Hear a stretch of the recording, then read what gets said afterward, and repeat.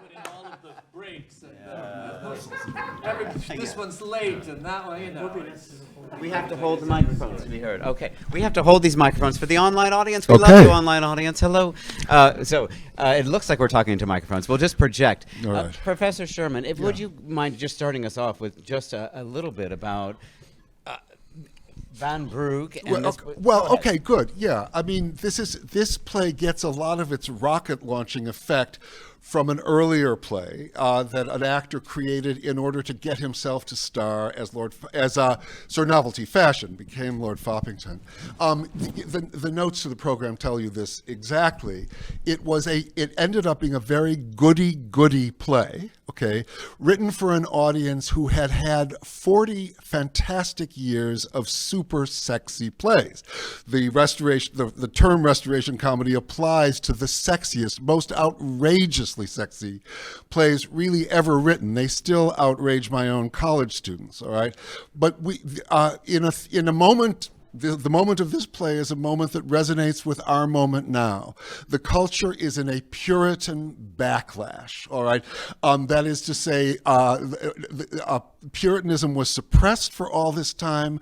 Libertinism, gorgeous dress, gorgeous, sumptuous living was in vogue. And now there was a new king on the throne. There was a new morality rampant in the world. And the new play that this previous playwright wrote was a goody play designed to please the new audience. Vanbrugh saw it. Vanbrugh said, no, that's not the way we want to do it. We want to go back to the fierce sexual energy that looks like we're pivoting away from it. It's as though the theater at that time was on a kind of seesaw the way we are now on a political seesaw, who's going to prevail, right? And Vanbrugh was fighting for what I would call our side, okay? Now, it may not look like that. Foppington doesn't look like, the champion of this kind of thing, but that a lot of the energy of the play is that Vanbrugh is doing a reality check. He is saying, let's not get goody. That keeps us deluded about how the way the world really works. The world works more complicated. The great and final restoration play called The Way of the World was just a couple of years down the line. Let's be real. Let's not get too sentimental. It's shocking how real it is. I mean, I agree. Of course, it's different. Our times are different, but it's shocking how brutally honest, especially all the characters really are. Right. Not only in their asides, but particularly in their asides, and Yeah. how kind of vicious it is. Jeffrey Horowitz I don't know if he's still here. He was here tonight, and he whispered in my ear at the intermission. He said it reminds me of Pinter. Yes. I said, "Oh, that's yes, really interesting." I yes. was thinking of Joe Wharton, and Right.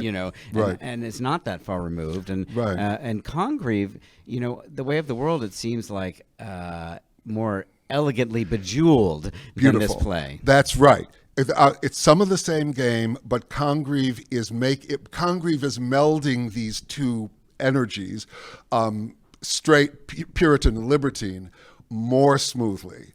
It's as though Vanbrugh did the very rough, and in many ways there's energy here. There's energy in the Relapse that there isn't in Way of the World, because the Way of the World is 1700. They're wrapping up and saying goodbye to a century. They're all super caffeinated on the chocolate houses. No, exactly right. I mean, they've been caffeinated for 40 years.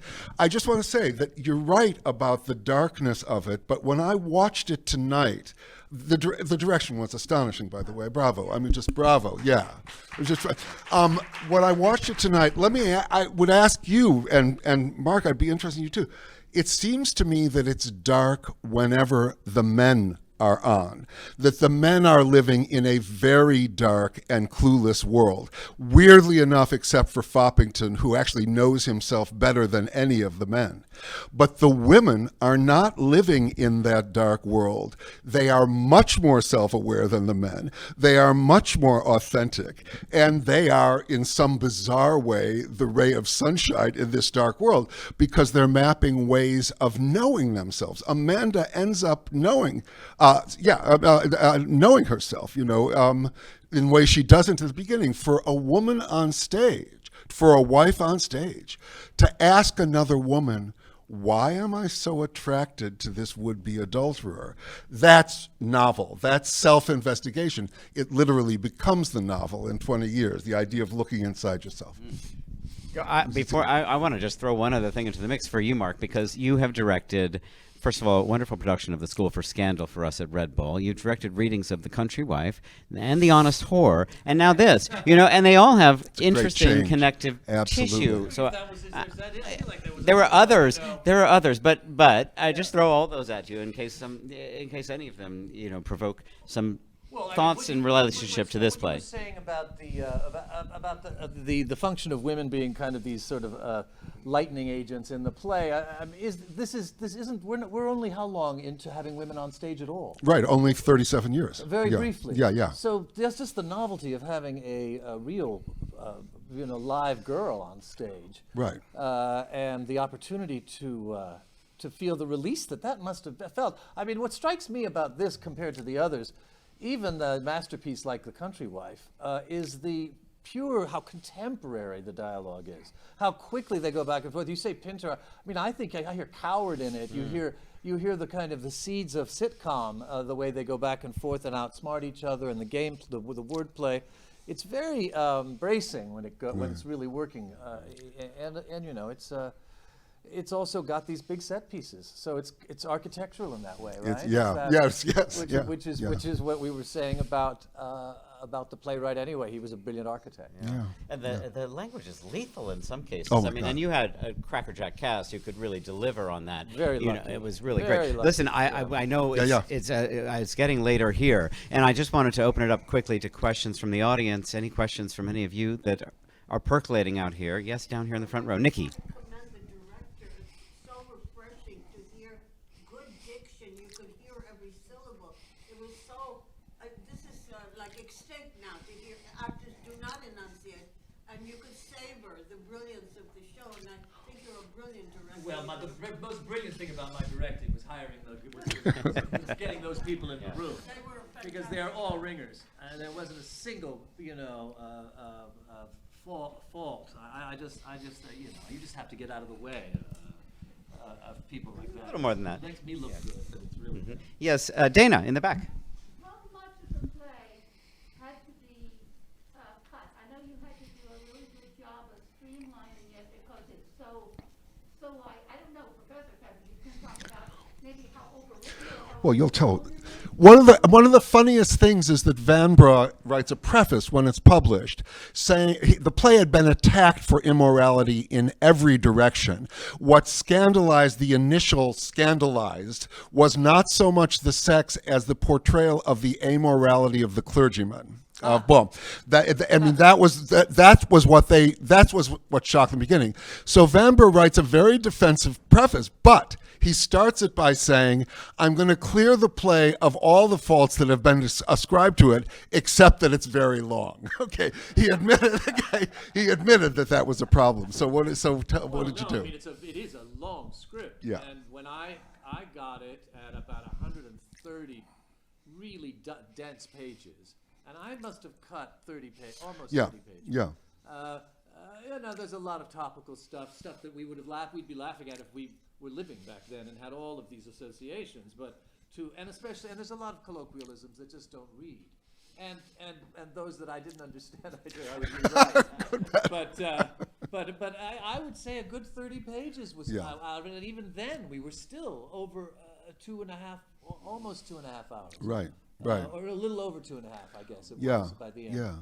But that would be, in playing, and actors, once they got they smelled the blood in the water with the very receptive audience. Yeah. Everybody slowed down. Everybody suddenly had all these ideas, which is always what happens, which is great. But if you were to rehearse this properly, you'd have a lot of different audiences, and you'd try to distill it as much as possible and streamline it.